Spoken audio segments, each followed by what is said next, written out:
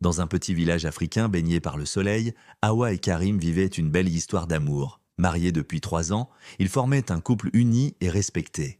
Hawa était une femme douce et travailleuse, et Karim, un homme aimant et protecteur. Mais leur bonheur était menacé par une ombre, la mère de Karim, Mama Binta, qui n'avait jamais accepté son épouse. Mama Binta trouvait toujours un prétexte pour rabaisser Hawa. « Tu n'es pas une bonne épouse », dédisait-elle, mais la vraie raison de sa haine était simple. Hawa n'avait pas encore donné d'enfant à Karim. Un jour, Mama Binta eut une idée perfide.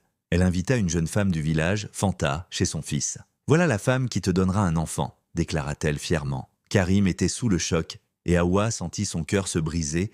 Mama Binta organisa une fête pour annoncer l'arrivée de la nouvelle épouse. Hawa, humiliée, fut forcée d'assister à la cérémonie. Mais au fond de son cœur, elle savait qu'elle n'avait pas dit son dernier mot.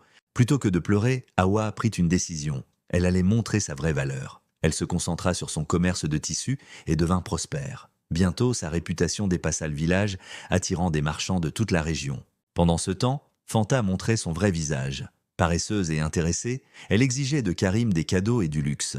Mama Binta commença à regretter son choix. Karim, lui, réalisait son erreur. Il avait perdu une perle rare. Un jour, Karim vint supplier Hawa de lui pardonner, mais elle lui sourit doucement. « J'ai appris à vivre sans toi, Karim. » Elle monta dans sa belle charrette, conduite par un homme riche venu la demander en mariage. Mama Binta comprit trop tard que la vraie richesse n'était pas dans la fertilité d'une femme, mais dans son courage et son intelligence. Et ainsi, Hawa partit vers un avenir radieux, tandis que Karim et sa mère restaient avec leurs regrets. Après le départ d'Hawa, tout changea pour Karim. Son commerce périclita, et Fanta, qui n'avait jamais vraiment aimé Karim, commença à le mépriser. Elle devenait de plus en plus exigeante et capricieuse. Un soir, Fanta disparut. Elle était partie avec un riche marchand du village voisin, emportant tout l'argent de Karim. Il se retrouva ruiné, humilié et abandonné. Mama Binta, voyant son fils souffrir, commença à tomber malade. Personne dans le village ne voulait l'aider. Tous savaient comment elle avait traité Hawa et considéraient que c'était le prix de ses actes.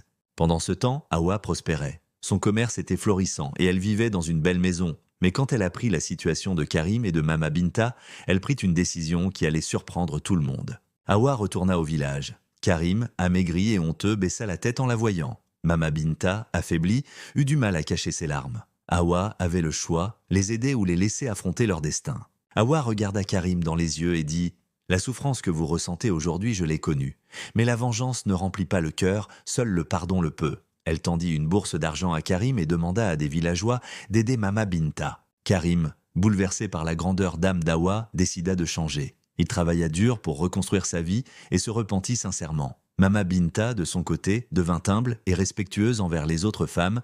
Hawa n'est jamais retournée avec Karim. Elle trouva un homme qui la respectait et l'aimait pour ce qu'elle était. Quant à Karim et Mama Binta, ils apprirent que l'amour et le respect valent bien plus que les traditions et les préjugés.